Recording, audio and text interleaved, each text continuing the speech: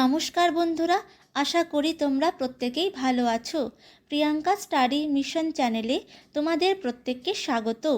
বন্ধুরা, আজকে আমি তোমাদের সামনে যে বিষয়ের ওপর ভিডিও নিয়ে এসেছি তাতে আমি আলোচনা করব যে কিভাবে ভাগ প্রক্রিয়ার সাহায্যে গসাগু নির্ণয় করতে হয়।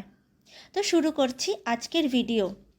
তো বন্ধুরা, প্রথমে একটি কথা বলে রাখি যে ভাগ প্রক্রিয়ার সাহায্যে যে কটি গসাগু নির্ণয় আমি আজকে দেখাবো তাদের বেসিক যে ব্যাপারটি সেই বিষয়টি কিন্তু এক থাকলেও প্রত্যেকটি অঙ্ক কিন্তু একে অপরের থেকে কোথাও না কোথাও কিন্তু একটু আলাদা, কোথাও না কোথাও একটু নতুনত্ব তোমরা কিন্তু প্রত্যেকটা অঙ্কেই পাবে।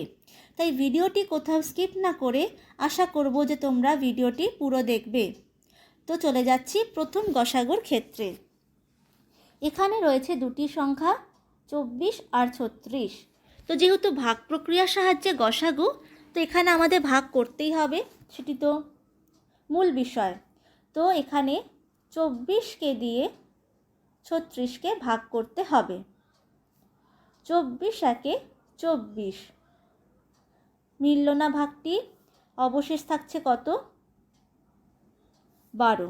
এখন কি করতে হবে ভালো করে দেখো, ভাগশেষ যে সংখ্যাটি আসলো 12, সেটি কিন্তু এখন ভাজক হিসাবে কাজ করবে। মানে 12কে দিয়ে এখন কিছু একটা ভাগ করতে হবে। কাকে ভাগ করব?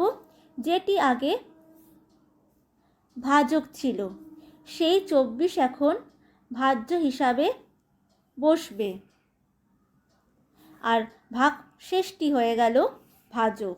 আবারও বলছি যে 36 থেকে 24 বিয়োগ করে যে 12 পেলাম ভাগশেষ, সেটিই কিন্তু এখন ভাজক হিসাবে ব্যবহৃত হবে, আর ভাজ্য হিসাবে ব্যবহৃত হবে যে ছিল কি না আগে ভাজক। তো এখন 12 দুগুণে 24, মিলে গেল ভাগটি। কত দিয়ে মিলল? 2 ঘরে মিলল। এটি কিন্তু কোনো ফ্যাক্টরি নয়। কি সংখ্যা দিয়ে ভাগ করাতে মিলল? 12 দিয়ে। মানে যেটি ভাজক হিসাবে শেষে ব্যবহৃত হবে, এখানে যেরকম 12, তো সেটি হবে কিন্তু গসাগু।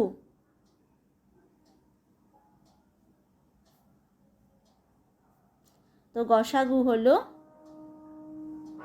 12। এবার চলে যাচ্ছি পরের গসাগুর ক্ষেত্রে। তো এখানে 48কে ভাগ করতে হবে 18 দিয়ে।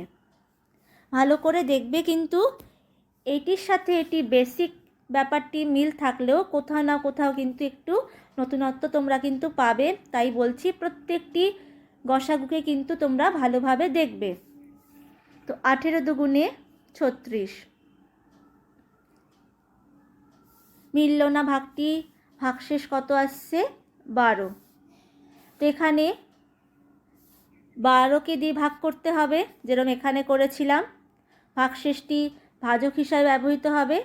ভাজ্যকে আসবে, ভাজ্যক এসেছিল 24, মানে আগে যে ভাজক ছিল। তো এখানে ভাজক কে ছিল? এখানে ভাজক হচ্ছে 18, তো এখানে এলো 18 ভাজ্য হিসাবে।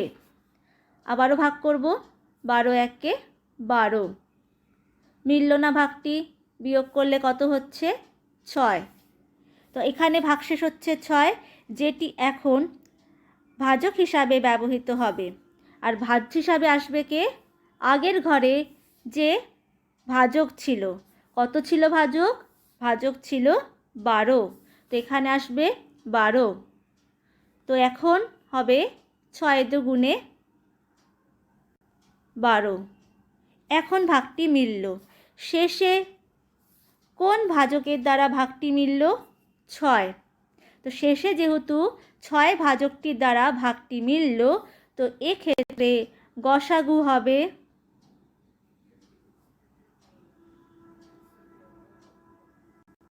6। আশা করি বুঝতে পারছো। চলে যাচ্ছি পরের অঙ্কে। তো এখানে দেখো সংখ্যা দুটি রয়েছে 15 আর 17। তো এখন 17কে ভাগ করতে হবে 15 দিয়ে। 15 একে 15, 17 থেকে 15 বিয়োগ করলে হচ্ছে 2, এখন 2 যে ভাগশেষ সেটি ভাজক হিসাবে ব্যবহৃত হবে, আর ভাজ্য হিসাবে আসবে 15। এলো 7 দুগুণে 14। 15 থেকে 14 বিয়োগ করলে কত হয়? 1। 1 যে ভাগশেষ সেটি এখন ভাজক হয়ে যাবে, আর ভাজ্য হবে এই 2। তো 1 2 2। তো শেষে কি সংখ্যা দিয়ে ভাগটি মিলল? ভাজক কি ছিল? ভাজক হচ্ছে 1। তার মানে গসাগু হলো 1। আমরা কিন্তু যখন উৎপাদকের সাহায্যে গসাগু করি তখন কিন্তু অনেক ক্ষেত্রেই আমরা দেখি গসাগু কিন্তু 1 আসে। কোন সংখ্যার ক্ষেত্রে? পরস্পর মৌলিক সংখ্যার ক্ষেত্রে গসাগু কিন্তু 1 আসে। এখানে 15 আর 17 হচ্ছে পরস্পর মৌলিক সংখ্যা, তাই এক্ষেত্রে গসাগু এলো 1। কিন্তু এখানে আমরা বার করলাম কিভাবে? ভাগ প্রক্রিয়ার সাহায্যে। তো এতক্ষণ বন্ধুরা আমরা 2টি সংখ্যা নিয়ে কাজ করছিলাম, এখন চলে এলো 3টি সংখ্যা। তো এখন আমরা 3টি সংখ্যা দিয়ে ভাগ করে কিভাবে গসাগু নির্ণয় করব? তো প্রথমে আমরা যেভাবে এতক্ষণ গসাগু নির্ণয় করছিলাম তো ঠিক সেইভাবেই করব। 3টে সংখ্যার মধ্যে আমাদের প্রথমে 2টো সংখ্যাকে বেছে নিতে হবে ভাগের জন্য। তো কোন 2টি সংখ্যাকে ভাঙব? 3টে সংখ্যার মধ্যে তুলনামূলকভাবে যে 2টি সংখ্যা ছোট সেই 2টি সংখ্যাকেই আমরা প্রথমে বেছে নেব। তো এখানে 45, 60 আর 70-এর মধ্যে ছোট সংখ্যা 2টি হলো 45 আর 60। তো সেটি দিয়ে আমাদের কিন্তু কাজ করা শুরু করতে হবে। তো 60কে ভাগ করছি 45 দিয়ে। 45 একে 45। 60 থেকে 45 বিয়োগ করলে কত হচ্ছে? 15। এখন 15 যে ভাগশেষ সেটি এখন ভাজক হিসাবে ব্যবহৃত হবে। এতক্ষণ আশা করি তোমরা বুঝতে পেরে গেছো। আর এখানে চলে আসবে 45। তো 3 15 45। ভাগটি কিন্তু মিলে গেল কত দিয়ে? 15 দিয়ে। অর্থাৎ ভাজক 15 যখন এলো তখন কিন্তু ভাগটি মিলে গেল। তাহলে কি গসাগু 15 হবে? এখনই আমরা সেই সিদ্ধান্ত নিতে পারবো না, কারণ এখনও কিন্তু 70-এর কাজটি করা বাকি রয়েছে। যতক্ষণ না এই 70-এর কাজটি হচ্ছে ততক্ষণ কিন্তু আমরা 15-ই যে গসাগু সেই সিদ্ধান্তে আসতে পারবো না। তো এখন 70কে ভাগ করব, তো কি দিয়ে ভাগ করব? 70কে ভাগ করব এই 15 দিয়ে, যে সংখ্যাটি দিয়ে এই গসাগুটি মিলে গেছে, এই ভাগটি মিলে গেছে।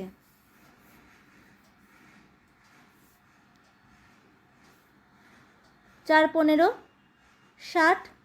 70 থেকে 60 বিয়োগ করলে হচ্ছে 10।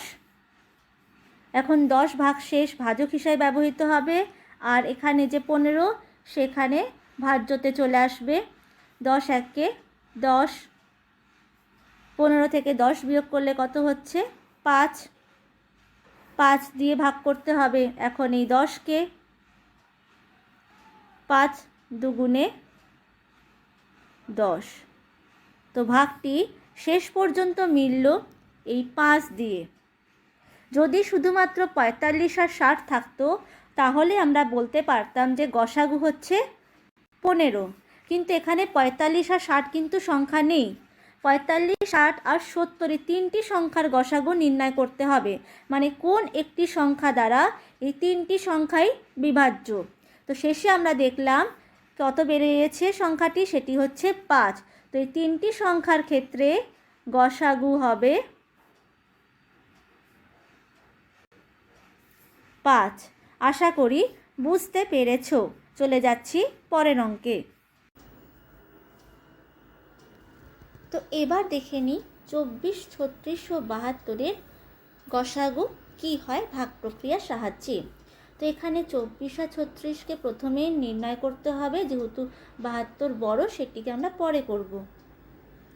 তো 24 36, 24 দিয়ে 36কে ভাগ করলে 24 একে 24।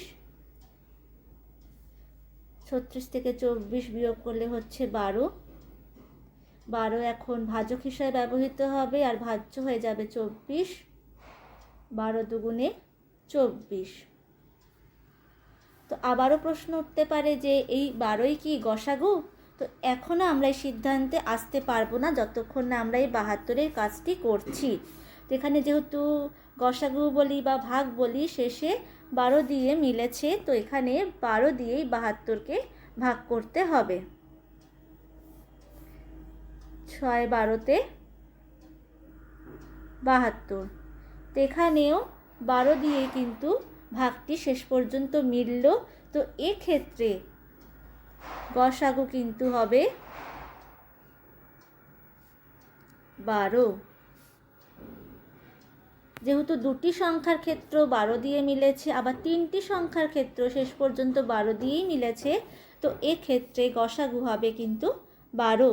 তো বন্ধুরা, ভাগ প্রক্রিয়ার সাহায্যে গসাগু নির্ণয়ের ভিডিও আজকে আমার এখানেই শেষ হলো। আশা করছি যে তোমাদের ভিডিওটি ভালো লেগেছে। যদি তোমাদের ভিডিওটি ভালো লাগে তাহলে তোমরা ভিডিওতে লাইক করো, কমেন্ট করো, ভিডিওকে শেয়ার করো, আর আমার চ্যানেলকে প্লিজ বন্ধুরা সাবস্ক্রাইব করো। আর যারা অলরেডি সাবস্ক্রাইব করেছো তাদেরকে জানাই অসংখ্য অসংখ্য ধন্যবাদ।